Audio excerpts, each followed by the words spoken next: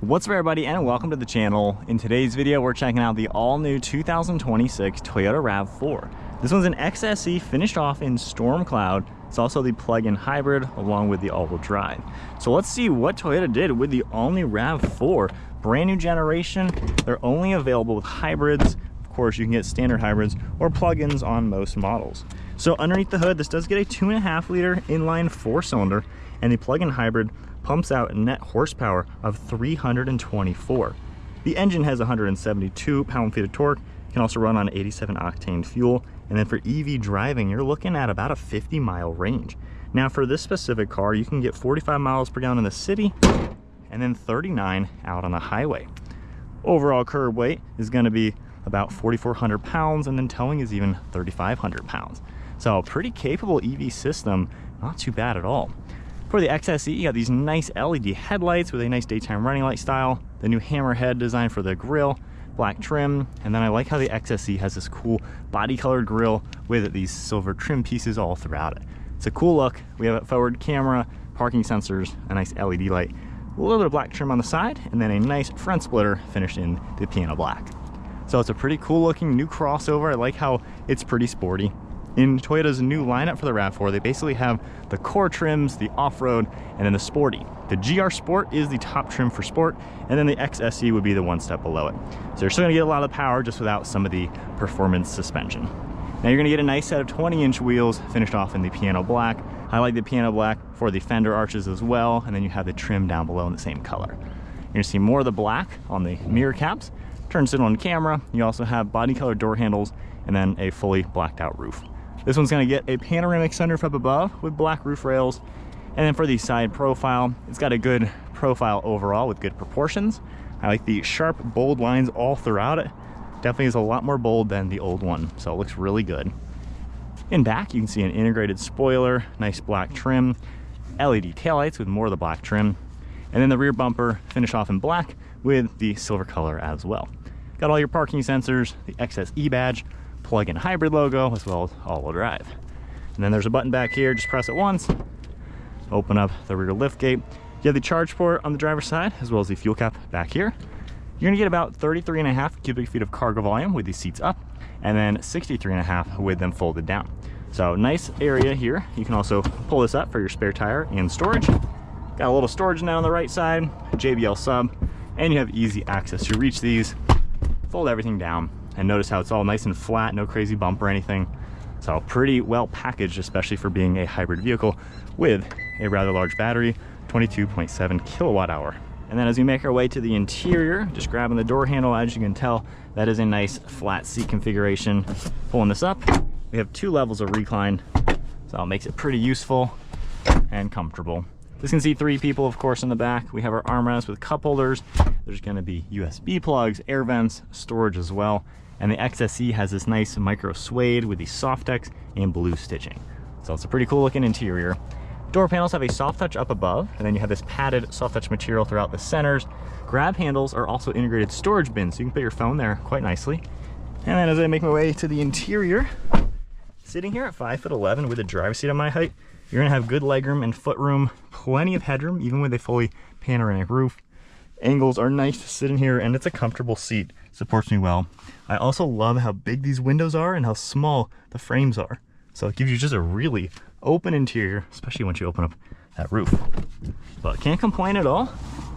Making my way to the front seat now. You have the smart key where you can lock and unlock it. Get all the soft touch once again, the padding. There's memory seating, all of your controls. Same grab handle with storage all integrated. Power seats as well, and then you can see the blue stitching, the micro suede. Really cool look all around.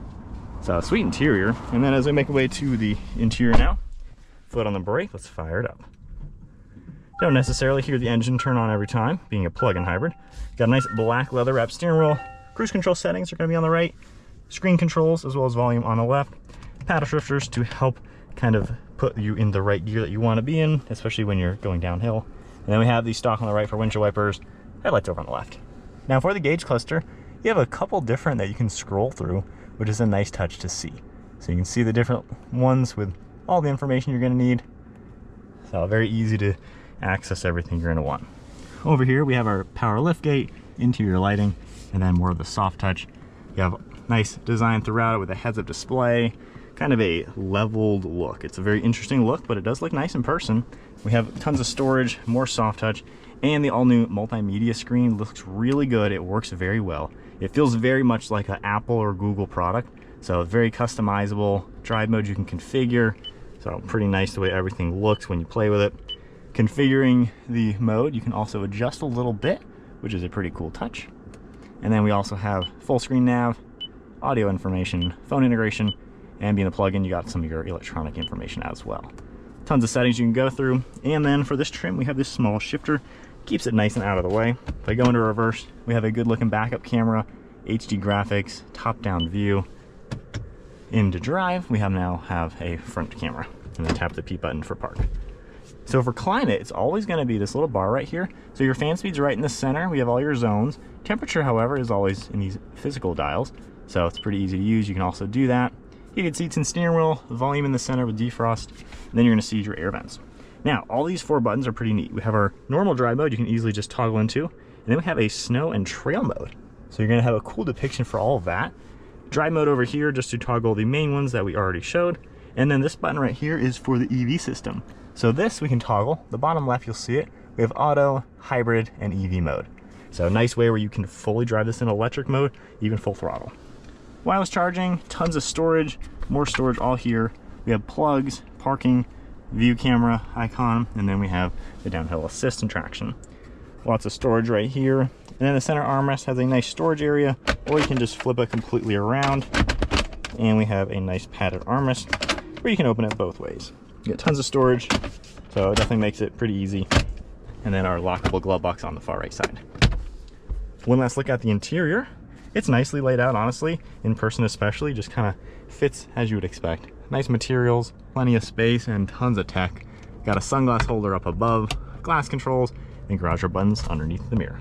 All right, so setting off now in the all-new 2026 RAV4. You do have trail modes in this one, so it's nice to see that for that type of driving. And if we just put it into EV mode, normal mode, we're gonna be in fully electric mode, and we can accelerate up to speed with no engine. Even full throttle, no big deal. There's not really a speed limit. You can drive this fully electric, no big deal, which is an awesome touch. So really cool the way the plug-in hybrid, of course, works with a car like this. I mean, look at that, full throttle in electric mode. You can see the front end lifting up, so that is a really nice touch. Now, if I go to the auto, the engine you will hear kick in, and you have that extra power. So I really like the hybrid integration, especially with a plug-in that can go like 50 miles on just the battery. That is really useful. You could literally fill up, you know, once or twice a month with this car, and you have like a 600-mile range if you're just doing long-haul driving. So the integration is nice. The way the screen works, this has been awesome. This is a huge step up from the old one. Feels very much like a phone and Google, like all together. So I'm really liking the way that works. Overall ride quality, we're just in normal mode now. You know, it's pretty comfortable. You have a really good view around. The mirrors all do a great job. Over your left and right shoulder, I mean, plenty of good visibility. So it's just a kind of a nice car to be in. It feels like a RAV4, but it feels so much better than the old one. It just feels like a nice, comfortable car. These seats are very well padded. They're supporting my legs nicely. Armrests are comfortable too. Steering is comfortable. And the power delivery is really good, especially with the EV power. I mean, this car makes quite a lot of horsepower and really good torque from the drivetrain. And even with the eCVT transmission, not everyone's the biggest fan of a CVT in general. This, it makes sense given it's got the EV system, because that's what really is propelling this car. So it just drives easy and seamless, even if we go into eco mode. You know, it's a little bit more conservative with the throttle pedal, but it's a seamless integration with the engine and electronics, and it is super peppy.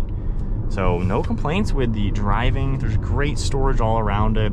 Honestly, this would just be a fantastic family car or whatever. I mean, this is kind of something that can do everything. It's very well rounded. I like the XSE. It's a little sporty without being the GR. So it's kind of that good blend of you want a nice, comfortable one with all the luxuries, all that, but, you know, sporty touch as well. Cruise control, all that works really well. I mean, really no complaints. It just seems like a nice to drive car. And even, you know, the ride quality, it's super quiet there. And even if you do take this off-road or something, I mean, it just seems to do a lot.